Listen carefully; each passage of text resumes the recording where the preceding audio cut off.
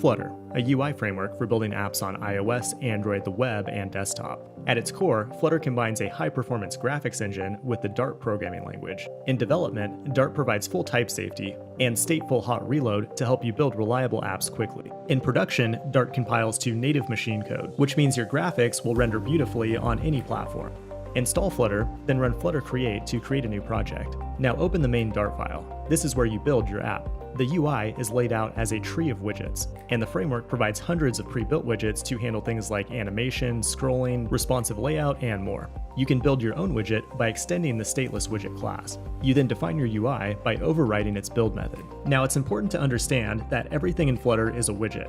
This method returns a widget, and its children return widgets, and their children return widgets, giving us an expressive, declarative UI structure, which you can easily traverse using Flutter's awesome tooling.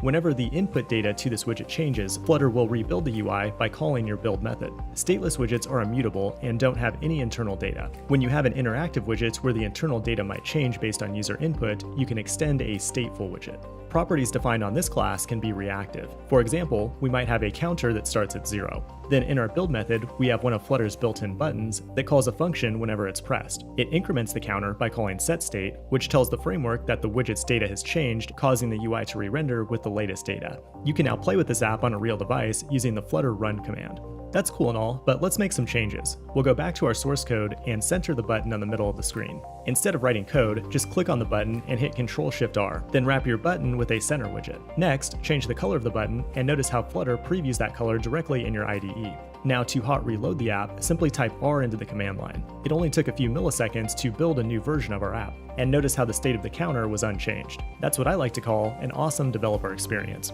This has been Flutter in 100 seconds. If you want to learn more, check out my newly updated Flutter Firebase course on Fireship.io. Thanks for watching, and I will see you in the next one.